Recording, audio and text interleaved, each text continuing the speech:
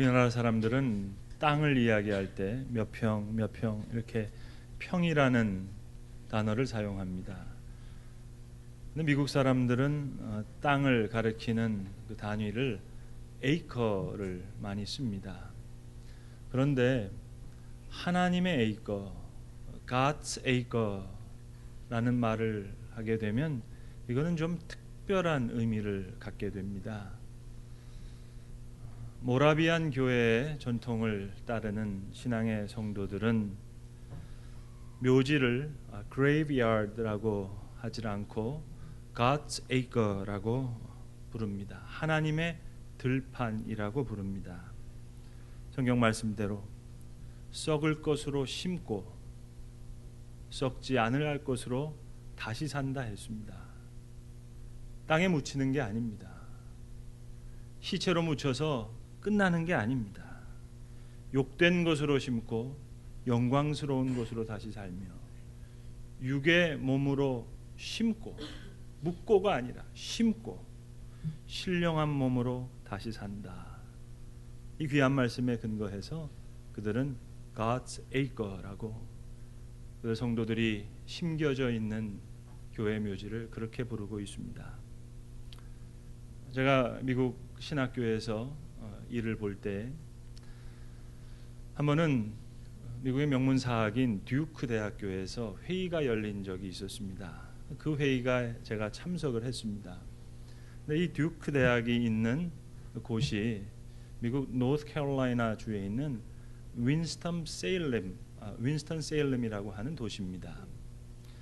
그런데 이 윈스턴 세일럼 모라비안 교회의 교구가 운영하는 God's acre가 가장 대표적인 그 교회 묘지입니다. 이 교회 묘지의 컨셉은 오늘 귀한 찬양해 주셨던 성가대처럼 성가대입니다. 18세기부터 이 모라비안 교회의 지도자였던 독일의 진젠도르프가 처음 God's acre를 만들면서도 그대로 성가대 컨셉으로 만들었어요. 그래서 이 묘지에는 가족이 함께 묻히지 않습니다.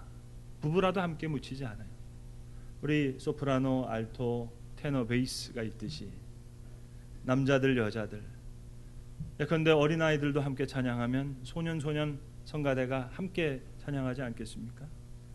그러면 결혼을 했건 독신이건 남자, 여자, 또 보이는 보이대로, 걸은 걸대로 가난하게 때 죽은 아이들도 다 그렇게 성가대처럼 그렇게 그대로 이렇게 쭉 묘지를 해놨습니다.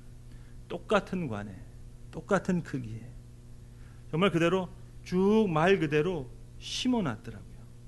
크고 작은 비석이 땅 위로 올라온 게 단 하나도 없습니다. 정말로 들판에 씨를 뿌려놓은 것처럼 말 그대로 가치일 거예요. 그 자체가 감동입니다. 전에 듣기로는 부활절이 되면 부활절 전날 여전도의 회원들이 다 백합 한 송이를 그 묘지 위에 다 깔아놓는다고 합니다. 부활절 이른 아침 이 하나님의 밭, 하나님의 들판에서 부활절 예배를 드립니다.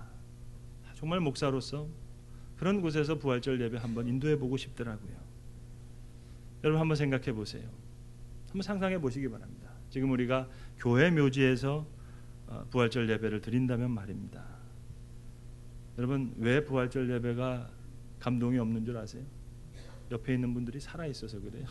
살아있는 분들하고 모여서 체육관에 모여서 부활절 예배를 드리니까 감동이 덜할 수밖에 없죠. 오늘 본문 고린도전서 15장은 우리에게 너무 잘 알려진 부활장이라고 알려진 고린도전서 15장입니다. 오늘 우리가 50절부터 봉독했습니다마는 그 앞에 35절부터 49절까지의 내용은 하나의 질문과 하나의 답이 나오고 있습니다. 질문은 이것입니다. 과연 우리가 어떠한 몸으로 부활할 것이냐 하는 질문이에요. 이 질문에 대해서 성경은 씨앗의 이야기로 해답을 주고 있습니다. 자, 여기 사과씨가 하나 있습니다. 평생 여러분은 사과를 본 적도 없어요. 먹어본 적도 없고 만져본 적도 없어요. 그런데 누군가가 사과에 대해서 열심히 설명해 줍니다. 아무리 귀한 설명을 한다 하더라도 한 번도 사과를 본 적이 없는 사람이 이 작은 사과 씨를 보고 그 사과를 상상할 수 있겠냐는 거예요. 수박 씨를 손에 쥐어주고 한 번도 수박을 맛본 적도 없고 먹어본 적도 없는 사람에게 수박 맛에 대해서 또 수박의 모양에 대해서 아무리 설명한다고 하더라도 어떻게 수박을 그릴 수 있으며 어떻게 수박 맛을 알 수 있겠냐 하는 그런 말씀입니다. 그런데 우리는 생각하거든요. 내가 어떤 모습으로 부활할까? 이팔 청춘 때 그때 모습으로 부활할까? 심지어는 어떤 분들은 늙어서 죽으면 쭈글쭈글 늙은 채로 부활하면 그거 별로 반갑지 않은데요. 또 어떤 분들은 부활해야 되니까 꼭 매장해야 된다고, 화장은 절대 안 된다고 그렇게 생각하는 분들도 계십니다. 그러나 오늘 성경은 심겨지는 씨와 부활할 열매는 질적으로 다르다고 얘기해요. 그래서 오늘 고린도전서 15장은 이렇게 얘기합니다. 해의 영광이 다르고 달의 영광이 다르고 별의 영광이 다르듯이 우리가 흙에 속한 자의 형상을 입은 것 같이 또한 하늘에 속한 이의 형상을 입으리라. 이 몸뚱아리를 가지고는 장차 입을 그 부활의 몸을 도저히 상상할 수 없다는 그런 말씀입니다. 그래서 오늘 성경은 말씀합니다. 내가 너희에게 비밀을 말하노니, 비밀이라 했습니다. 우리가 다 잠잘 것이 아니요 마지막 나팔의 순식간에 호련히 다 변화되리니 나팔 소리가 나매 죽은 자들이 썩지 아니할 것으로 다시 살아나고 모두가 변화되리라. 썩을 것이 반드시 썩지 아니할 것을 입겠고 죽을 것이 죽지 아니함을 입으리로다. 알 길이 없는 신비입니다. 자, 여러분, 이 신비, 이 비밀 이제 어떻게 이해해야 되겠습니다. 이해하는 사람이 있고 또 이해 못하는 사람이 있습니다. 믿지 못하는 사람이 있고 믿는 사람이 있습니다. 믿지 못하는 사람은 이건 납득이 가지 않는다, 모르겠다, 내가 이해하지 못하니 이건 사실이 아니다, 자기 관심 밖으로 밀어냅니다. 모르니까 생각하지 않겠다는 겁니다. 그러나 믿는 사람은 내가 모르고 이해하지 못할 뿐이지 내 이해와 사실 여부는 별개의 문제라고 생각합니다. 적어도 내가 알고 모른다는 것과 사실이냐 아니냐 하는 것은 별도로 생각할 수 있어야 됩니다. 내가 아는 것은 반드시 있고 모르는 것은 없다, 아니죠. 사실과 그 내 이해는 별개의 문제입니다. 아니, 내가 이해하는 세계가 사실 너무 부족해요. 내 이해의 영역이 너무 작아요. 내가 몰라도 사실이다, 아니 모르기에 더 확실하다. 신비와 비밀은 그렇게밖에 받아들일 수가 없습니다. 그래서 여러분, 성경은 부활을 증명하려 하고 있지 않습니다. 아니 반대로 첫 부활의 소식을 전하는 복음서의 기록에는 믿었다 하는 표현보다 믿지 못했다 하는 표현이 훨씬 더 많습니다. 그것 자체가 복음에 대한 성경의 증언입니다. 예컨대 마가복음 16장을 한번 펼쳐보세요. 그러면 계속해서 나오는 표현이 믿지 못하였더라, 듣고도 믿지 아니하였더라, 그런 기록입니다. 첫 번째, 무덤가에 찾아갔던 여인들에 대한 증언을 마가복음 16장 8절은 이렇게 기록하고 있습니다. 예수의 빈 무덤에 찾아갔던 여인들이 몹시 놀라 떨며 나와 무덤에서 도망하고 무서워하여 아무에게도 아무 말도 하지 못하더라. 아무에게도 아무 말도 하지 못하더라. 믿을 수 없었다는 얘기죠. 이어서 나오는 두 번째 이야기, 16장 11절에 막달라 마리아에 대한 이야기의 기록도 그렇습니다. 성경의 기록은 이렇습니다. 막달라 마리아가 가서 예수와 함께 하던 사람들이 슬퍼하며 울고 있는 중에 이 일을 알림해 그들은 예수께서 살아나셨다는 것과 마리아에게 보이셨다는 것을 듣고도 믿지 아니하니라. 듣고도 믿지 아니하니라. 믿지 못했다는 것 자체가 부활에 대한 복음서의 증언입니다. 16장 13절은 또 이렇게 기록합니다. 두 제자가 엠마오로 가던 두 제자가 두 사람이 걸어서 시골로 갈 때에 예수께서 다른 모양으로 그들에게 나타나시니 두 사람이 가서 남은 제자들에게 알리었으되 역시 믿지 아니하니라. 역시 믿지 아니하니라. 성경은 부활을 증명하려고 하지 않아요. 믿을 수 없었다, 듣고도 믿지 않았다, 역시 믿지 않았다. 이것이 부활에 대한 성경의 증언입니다. 부활에 대해서 믿지 않았다는 것이 부활에 대한 증언이에요. 증명하는 게 아니에요. 믿을 수가 없어요. 그런데 만났어요. 전에도 믿지 않아요. 그러나 너무 확실해요. 이것이 부활의 신비, 부활의 비밀, 성경이 전하는 부활의 증언인 것입니다. 좀 우스운 이야기가 될지 모르겠습니다만은 전 만 28살에 총각으로 미국 장로교회에서 안수를 받았습니다. 목사 안수를 받았습니다. 우리 나이로 치면 30살 됐을 때 총각 목사였는데 제가 처음 주례한 결혼식 주례가 그 50대 부부 재혼하는 커플이었습니다. 부교역자로 교회를 섬기고 있었는데 교회 등록하신 지 얼마 안 된 성도세요. 그래서 아니 담임 목사님께 주례를 부탁하셔야지 어떻게 저에게 부탁하십니까? 했더니 이분들은 나름대로 생각하신 거예요. 또 재혼이시기도 하고 또 등록한 지 얼마 안 됐으니까 담임 목사님께는 여러 가지로 좀 민망하셨던 것 같습니다. 그래서 두 분이 나름대로 고민하시다가 저에게 주례를 부탁하신 거예요. 그래서 제가 가서 담임 목사님께 여쭙죠. 목사님, 상황이 이렇습니다. 아마 이 두 분이 목사님께 직접 부탁하기가 어려워서 제게 부탁한 것 같은데 이거 어떻게 할까요? 이렇게 여쭙습니다.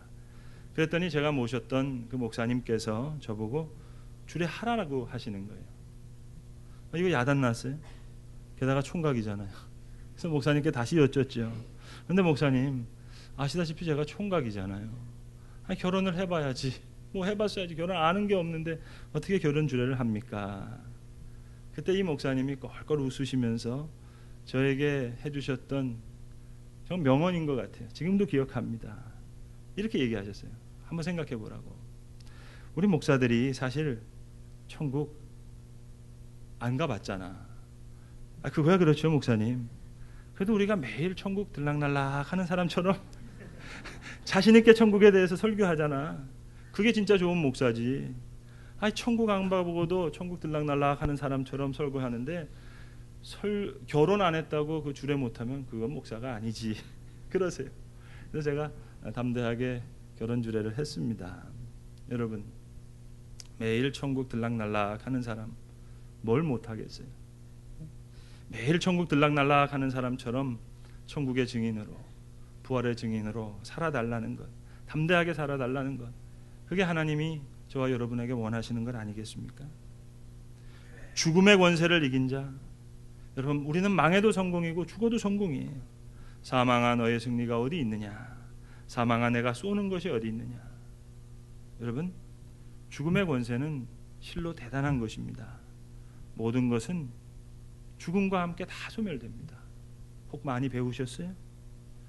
죽음으로 인해 그토록 많이 열심히 배웠던 것들 이제 다 쓸데없는 것이 됩니다. 많이 벌어 놓으셨습니까? 죽음과 함께 그것들도 이제 상관이 없는 것이 됩니다. 명성이 높으세요? 그것도 죽음과 함께 아무것도 아닌 게 됩니다. 다 소멸돼요. 그런데 죽음은 단지 의학적인 면에서만 의미가 있는 게 아니에요. 목숨만 얘기하는 게 아니에요. 깊이 생각해 보시면 모든 도덕관도, 모든 가치도 사실은 이 죽음의 문제와 걸려 있습니다. 여러분, 세상이 왜 이렇게 복잡하고 어지럽습니까? 죽는다는 사실을 외면하기 때문에 사람 어리석어집니다. 죽는다는 사실, 그걸 생각지 못하기 때문에 멍청하게, 부정하게, 부정직하게 이상한 짓을 하게 됩니다. 모든 게 다 죽음과 관련되어 있는 거예요. 모든 가치관의 근본도 그렇습니다. 나 하나 죽으면 그만이라고 생각하는 사람, 이것 역시 착각이죠. 죽음으로써 모든 것을 해결해 보겠다, 저 사람 다 쓸어버리겠다, 혹 또 반대로 어차피 죽을 테니까 노세 젊어서 노세, 되는 대로 살아가는 사람들도 결국은 다 죽음의 문제와 걸려 있는 거예요. 의도, 도덕도, 가치도 다 죽음의 문제와 연결되어 있습니다. 이렇듯 사망 권세는 실제적으로 우리에게 엄청난 위력으로 함께 하고 있습니다. 그래서 제가 매주 예배 시간에 예배에 부르면서 외치는 말씀을 여러분 기억하세요. 죄와 사망의 권세에서 우리를 건지신 우리 주 예수 그리스도의 은혜를 길이길이 찬양하옵고, 이 죽음은 목숨만의 문제가 아니에요. 오늘 내가 살 때 필요한 의도, 도덕도, 가치도 다 죽음의 권세와 연결되어 있기 때문에 죽음의 권세에서 이기게 하시는 주의 은혜가 필요한 겁니다. 죽음을 생각해서 겸손해지기도 하고 부활을 생각하며 용기의 사람도 됩니다. 역사적인 부활의 사건이 내 내면적인 부활 신앙으로 신앙 사건이 됩니다. 미리 가본 부활의 영광 중에 삽니다. 오늘 우리 사부 예배 때 7분의 그 세례자 입교자 세례 입교식이 있는데, 어제 아침에 이분들 그 세례 문답을 했습니다. 제가 문답 때 빼지 않고 묻고 알려드리는 것이 있어요. 뭔고 하니 이제 그리스도와 성령과 우리가 어떤 관계를 맺고 사느냐 하는 이런 부분입니다. 고린도후서 11장에 보시면 우리를 그리스도의 신부라 했습니다. 이렇게 세례자들에게 아예 답을 알려드려요. 우리는 그리스도와의 관계에서는 신부입니다. 답을 가르쳐 드리고 이제 질문을 합니다. 신부라고 했는데 그러면 결혼식이 언제일까요? 그렇게 물어봅니다. 그러면 이제 눈치가 빠르신 분들은 목사님 내일 세례받는 날, 그렇게 얘기하시는 분도 있고, 어떤 분은 예수님 영접하는 날, 그렇게 대답하시는 분들도 계세요. 그럼 제가 정확하게 말하면 아직 결혼식을 안 했으니까 성경에서는 신부라고 얘기하지만 우리는 엄밀히 말해서 약혼자라고, 결혼식 날은 우리가 부활하는 날이라고, 그래서 성경은 이 날을 가리켜서 혼인잔치라고 말한다고 그렇게 가르쳐 줍니다. 이 고린도 후서 11장에서 이야기하는 것은 내가 너희를 그리스도의 정결한 신부로 중매하고자 한다, 그렇게 얘기해요. 성경이 고민하는 것은 바람 필까 봐 고민이에요. 자, 이제 약혼자가 뭐 하면서 살아야 되겠습니까? 결혼을 준비하면서 결혼 어떻게 행복하게 살까, 그거 생각해야 되는데 딴 남자 만나고 있어요. 세상을 사랑하고 명예를 사랑하고 물질을 사랑하고 더 많은 것을 사랑하고 있어요. 그래서 내가 너희를 정결한 그리스도의 신부로 혼인날에 중매하고자 한다, 성경 그렇게 이야기합니다. 그리고 이어서 고린도전서 6장에 나오는 우리와 성령과의 관계, 우리는 성령의 전입니다 하는 그 내용을 문답하면서 가르쳐 드립니다. 자, 예전에 사람들이 천막 치고 살 때는 하나님께서 성막에 계셨고, 왕이 왕궁에 살 때는 성전에 계셨는데, 예수님께서 십자가에 달리실 때 성전 휘장이 찢어지면서 이제는 하나님의 영, 그리스도의 영이 우리 마음에 거하십니다. 그래서 우리를 성령의 전이라고 하신다고. 옛날에는 대제사장이 1년에 한 번씩 성막에 들어가고 지성소에 들어갔지만 이제는 어느 곳에라도 우리가 무릎을 꿇고 기도하면 하나님께서 우리의 기도를 들어주시고, 우리가 믿음이 약할 때 강하게도 하시고, 멀리 갈 때 돌아오게도 하시고, 완악한 심령도 주의 이름을 부를 때 깨트려서 우리를 양과 같이 변하게 하는 그런 변화의 역사가 있다고, 우리를 성령의 전이라고 말씀하시는데 그걸 믿느냐고 그렇게 문답합니다. 그러면 모든 분들이 믿는다고 그렇게 대답을 하세요. 그리고 나서 제가 또 묻습니다. 그러면 성령 충만이 뭐냐고. 그러면 그때 돼서 다들 고개를 갸우뚱하세요. 그때 제가 다시 말씀드립니다. 자, 며느리가 시어머님을 집에 모시고 있는데 이 어머님 어떻게 모셔야 되겠냐고. 분명히 계신데 삼시세끼 밥 잘 차려드리면 물론 어머님이 드시겠지만, 어머님이 집에 계시지만 그 어머님의 충만한 역사가 그 집안엔 일어나지 않는다고. 근데 지혜로운 며느리는 빨래를 다 하고도 어머님 이거 좀 해주세요. 아이 이거 하는 거 이거 좀 도와주세요. 잠깐 나오고 올 테니까 이거 좀 도와주세요. 밥 좀 이거 올리는 거 이거 좀 도와주세요. 계속 일거리를 드리면 그거는 그때 어머니의 존재가 살아나는 것이고 어머니의 역사가 그 집안에 충만해지는 거라고 그런 얘기를 합니다. 하나님의 역사도 그렇다고. 성령께서 우리 마음에 계시는데 인격과 인격의 만남에서 우리가 드려지는 그 기쁨이 뭐겠냐고. 신뢰하는 것. 하나님을 의지합니다. 예배가 뭡니까, 여러분? 하나님 앞에 나와서 역시 하나님 대단합니다. 하나님의 생각은 오묘하십니다. 정말로 몇 수 위십니다. 어떻게 이렇게 하셨어요? 하나님을 높이는 거예요. 믿는 거예요. 그리고 아뢰는 거죠. 크고 작은 일에 있어서 이건 어떻습니까? 어떻게 할까요? 그것이 인격과 인격과의 관계입니다. 여러분, 뭐 어떤 자식들은 그저 필요할 때만 전화해가지고 엄마 이거 좀 도와주세요. 그 효자 아니죠. 그러나 효자인 사람 뭡니까? 이거 좀 맛보세요. 자, 나가서 산보 좀 합시다. 작은 일에도 늘 아뢰면 이제 함께 하는 것 아니겠냐고. 하나님의 일을 감당하고자 할 때 하나님께서 도우시고, 부활의 증인으로 살고자 할 때 부활의 능력이 함께 하시고, 이제 역사적인 부활의 사건이 신앙 사건이 되도록 성령이 우리에게 계신다 하셨는데, 우리가 그렇게 성령 충만한 역사를 지켜갈 수 있다고. 그리고 이제 그들을 위해서 문답을 하면서 기도합니다. 하나님, 이들의 삶 속에 성령이 충만한 역사로 함께 해주셔서 부활의 사건이 역사적인 사건이 아니라 신앙 사건 되게 하시고, 성령이 충만한 역사 가운데 이 귀한 믿음 지켜가게 해주세요. 그렇게 믿음을 고백해야 합니다. 사랑하는 성도 여러분, 머지않아 우리는 다 하나님의 들판에 심겨질 겁니다. 잘났든 못났든, 부하건 가난하든 그리스도의 신부의 씨앗으로, 하나님의 사랑받는 자녀의 씨앗으로, 성령의 전의 씨앗으로 심겨질 거예요. 묻혀지는 게 아니에요. 심겨질 것입니다. 그리고 이제 부활의 첫 열매 되신 그리스도를 따라 귀한 열매로, 하나님의 자녀된 열매로, 그리스도의 신부의 열매로, 성령의 전의 열매로 그분 앞에 나타날 것입니다. 알 길이 없어요. 그러나 압니다. 믿을 수가 없어요. 그러나 믿습니다. 고로 부활은 신비요 비밀이라고 밖에는 말할 수 없는 것입니다. 기도하겠습니다. 아버지 하나님, 우리로 부활의 증인되게 하심을 감사합니다. 간구하옵기는 죽음을 생각하며 늘 겸손해지게도 하시고, 또 부활을 믿으며 용기의 사람 되게 하시옵소서. 부활의 첫 열매가 되신 이 놀라운 사건이 우리의 부활 신앙이 되어서 부활의 증인으로 우리에게 승리를 주시는 주님께 늘 감사케 하여 주시옵소서. 미리 가본 부활의 영광 중에 살게 하시고, 그리스도의 정결한 신부로 참여할 그 혼인잔치를 사모하며 승리와 영광 중에 사는 주의 자녀들 다 되게 하여 주시옵소서. 부활의 첫 열매 되신 우리 주 예수 그리스도의 이름으로 기도합니다. 아멘.